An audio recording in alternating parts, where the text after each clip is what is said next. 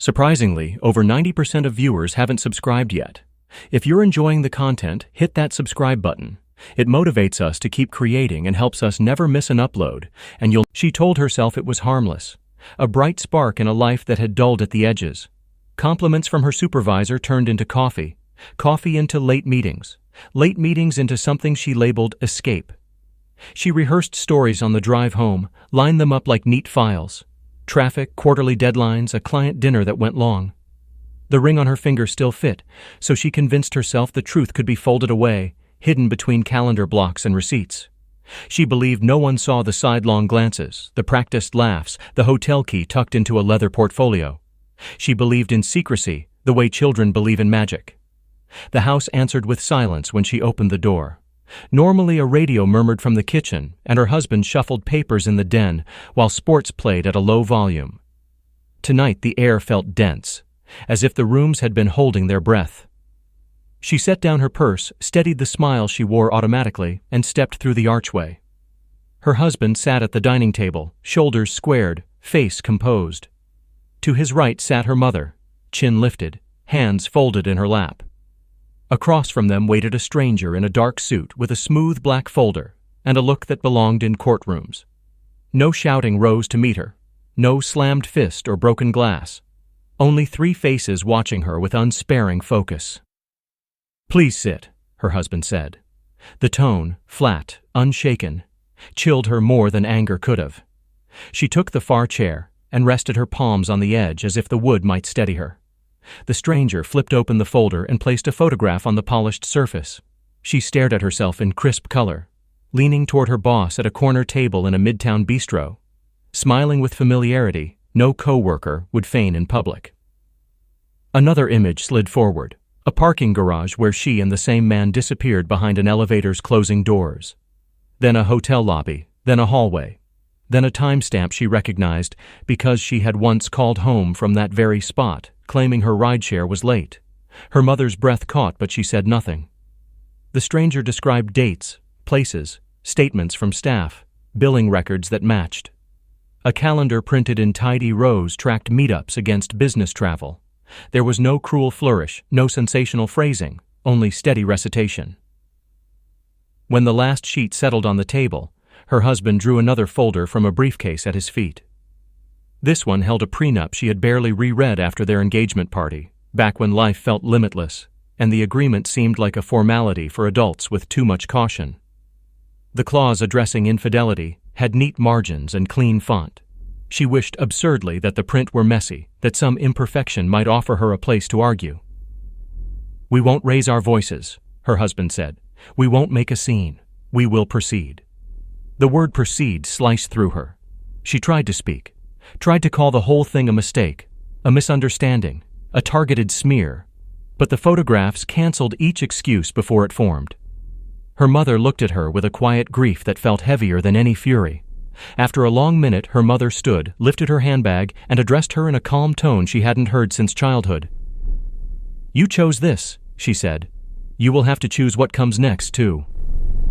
She kissed her son-in-law on the forehead, nodded to the investigator, and left through the side door with a steadiness that made the walls feel farther apart. The investigator gathered his documents, left a neat stack behind, and offered his card without flourish. "You have my report," he said to her husband. "My office can coordinate with counsel." Then he departed as quietly as he had arrived. The house seemed to grow larger and emptier. In the kitchen, the refrigerator hummed, pipes clicked somewhere behind a wall. Her husband remained seated for several breaths, studying. Nothing, perhaps gathering resolve. When he finally spoke, his voice held no tremor. "You'll use the guest room for now. My attorney will email the paperwork in the morning. We'll keep this civil. I've canceled the joint cards and set up a temporary budget for utilities until we sort accounts." He pushed a sheet of passwords and access notes toward her. The practical choreography of dismantling a marriage. He stood, carried his glass to the sink, and climbed the stairs. The final footfall faded, leaving her alone with an orderly stack that felt like a verdict. She stared at the prenup until the words blurred. She remembered how the whole mess had begun. A conference in Denver. A draft deck she had saved at 2 a.m, the boss who praised her instinct and called her indispensable. He had framed the dalliance as mentorship that drifted into something we should manage discreetly. She had told herself it was temporary, a season, not a future. She thought she could keep lanes separate, that her husband would remain in his and the office romance in another, as if lives were highways with guarded barriers. Now the lanes had converged on one narrow bridge, and she was the cause of the traffic jam stretching toward every part of her life. She dialed the boss. He picked up on the second ring, voice hushed. Office door closed, hush. She told him they had been found out. He inhaled sharply. He asked if the investigator's report would reach corporate, if any hotel receipts carried the company credit card, if HR could read the calendar invites they had masked as client sessions. His questions were less about her and more about his career. That told her everything. He ended the call with a colorless, "We'll talk tomorrow." She set the phone down as if it were hot. She walked the house as if touring a museum of her former life. The framed wedding photo still rested on the mantel, their smiles bright and unguarded. On the fridge, a postcard from the Outer Banks hung under a magnet shaped like a lighthouse. A dry erase board listed groceries, almond milk, blueberries, paper towels. In the laundry room, her husband's running shoes sat side by side, laces tucked inside, explaining his habit of keeping them tidy. Many wives would say they learned everything about a man by the way he wore a suit. She realized a person's character showed up best in the way they arranged small things. She opened the guest room closet and found an extra pillow, spare sheets, a quilt her mother had stitched years ago. She almost returned it to the shelf out of guilt, then pulled it close because the house had grown cold. Morning would bring forms, phone calls, maybe whispers at work, certainly a talk with HR. The investigator's presence meant her husband wasn't bluffing. Calm could be a strategy, not an absence of feeling. He was choosing a cleaner path, not to punish loudly, but to separate with precision. That knowledge stung worse than if he had shouted. Shouting can be forgiven as passion, precision means certainty. She lay awake, listening to the dryer's faint tick as it cooled. Her mind filled with small details that wouldn't matter to any judge. The little crease at the corner of her husband's eyes when he laughed. Her mother's habit of folding napkins into triangles. The way light from the street lamps traced a ladder across the ceiling. She tried to imagine a convincing apology. A speech that could stitch the fabric she had torn. Words formed, wilted, vanished. There was no version of the truth that restored trust. At dawn, she brewed coffee and waited for footsteps. Her husband descended in a polo and slacks, his workday armor. He poured a cup, thanked her, and remained on the opposite side of the island as though there were an invisible boundary line taped across the tile. He didn't look angry. He looked finished. "I'll be contacting HR," he said. "Not to humiliate you, to protect myself. I have to disclose a potential conflict since your boss holds stock options and sits on audit calls with me. I need this clean." She nodded, throat tight. "I understand. You'll receive a message from my attorney by noon. Please read it. If you need representation, get it today." He left with a briefcase and a measured goodbye.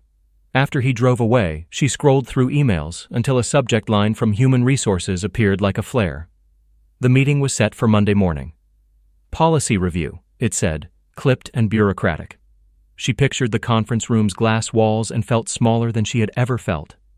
Her mother texted once, "I love you. I am disappointed. I will call tonight." No lecture, no sermon. The quiet hurt more than blame. She took a shower, dressed in an outfit that said serious, responsible, reliable, words she hoped might cling to her again. She sat at the dining table and reread the prenup. The clauses were stark. Spousal support would be limited to a short period because of specific grounds. The house deed favored him. Retirement accounts remained separate. There was an addendum she had forgotten. Discretionary donations they'd pledged every year to a literacy nonprofit her mother championed. He had underlined that section. She realized he was reminding her of something without saying it aloud, that even now, a commitment mattered. Around noon, her phone vibrated with the attorney's email. Bullet points, dates, signatures required, a timetable for mediation, a list of items to photograph for inventory. The tone mirrored her husband's, courteous, unyielding. She walked to the window and watched a delivery truck crawl past the maple trees lining the street. Neighbors mowed lawns. A kid on a scooter raced his reflection in a car door. The world hadn't cracked open. Only hers had. The boss called again in the afternoon. He spoke quickly, eager to manage fallout. He said he valued her talent but needed to create distance until the dust settled. HR might ask direct questions.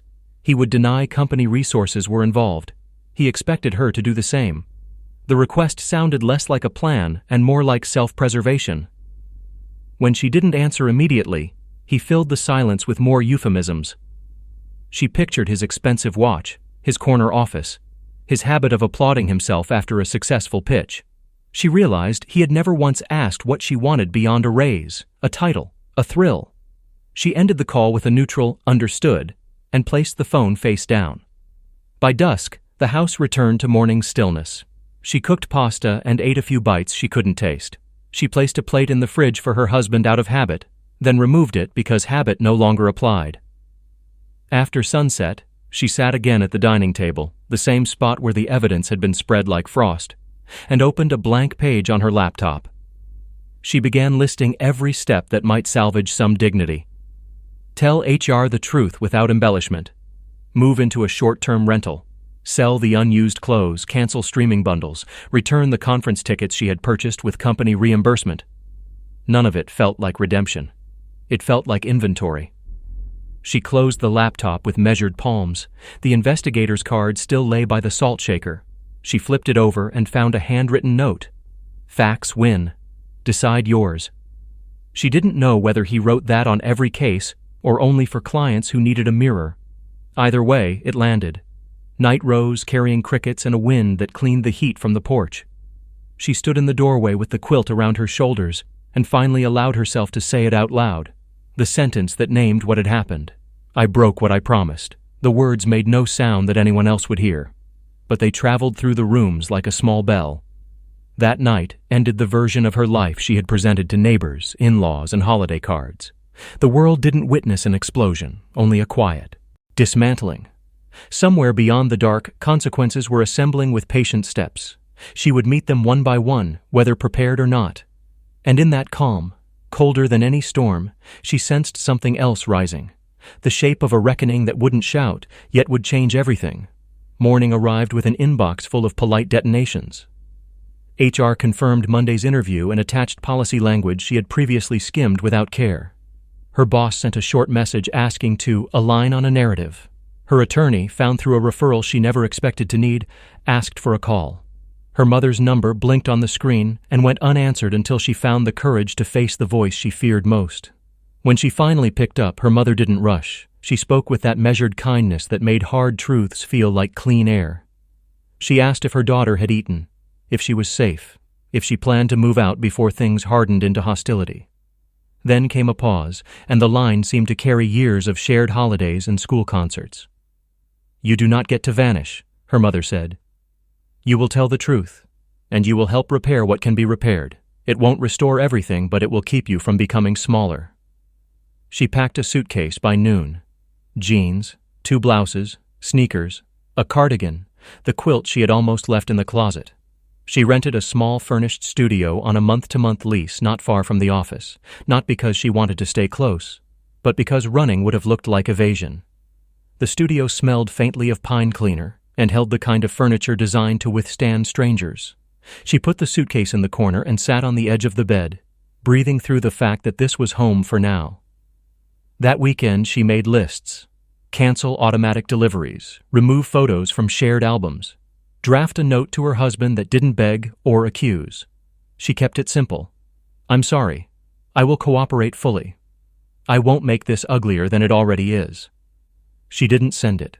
She wasn't sure if any message could carry the meaning she intended. Instead, she used the time to gather documents and remind herself that clarity was a form of respect. On Monday, HR seated her in a glass-walled room with a view of cubicles she had once moved through like a favored regular at a neighborhood cafe. The director asked concise questions, recorded answers, and explained that a separate review would examine her manager's conduct, expense reports, and calendar history. Accountability would not be selective. Her boss's tone on the subsequent call sounded strained, clipped, no longer paternal. He insisted they present a united front, but the phrase rang hollow against the company's policies lying printed beside her elbow. When he hinted at mutual discretion, she heard a request to absorb more than her share and leave him room to recover. She declined to shape reality. I'll tell them exactly what I did, she said. No less, no more. By midweek, the office doors closed behind her for the last time.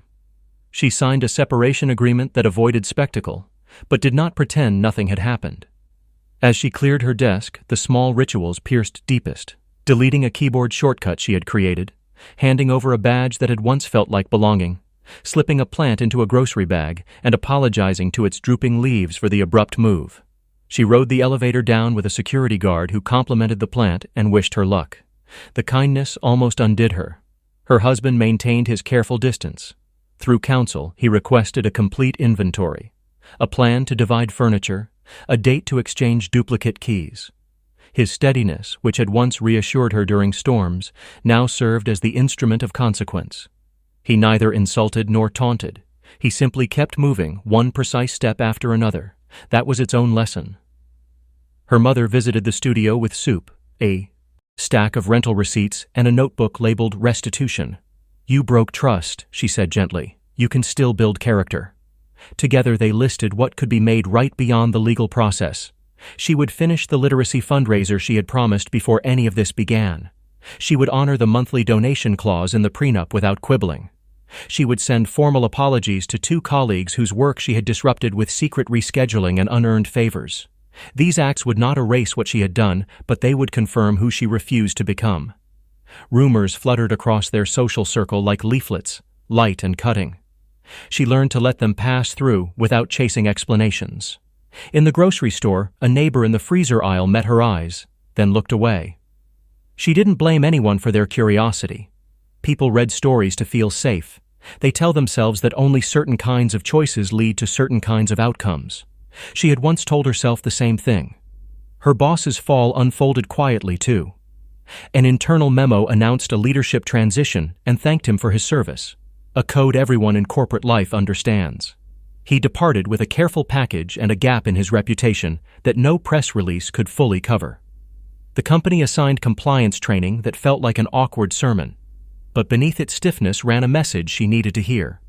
Boundaries protect more than rules. They protect people from themselves. Weeks turned to a month. She found part-time contract work compiling market research, the sort of task that demands focus without glamour. She liked its simplicity. She cooked in the tiny kitchen, walked to a nearby park at dusk, and phoned her mother after meetings to report that she had not shaded the truth. She learned to live without the constant soundtrack of self-justifying thoughts. She slept better. Mediation day arrived with rain. In a neutral office with soft chairs and a bowl of candy, she faced her husband across a table. Lawyers spoke first, exchanging drafts, discussing valuations, noting tax consequences. When it was her turn, she kept her voice level. She accepted the terms she had once considered harsh because they were fair now. She asked only that the donations from the addendum continue under both their names through the year, not as a gesture of harmony, but as a reminder that shared commitments could outlive broken ones. He agreed without hesitation. Something about that eased a knot she hadn't known she carried. On the way out, they ended up at the same elevator. For the first time since the night at the dining table, they were alone.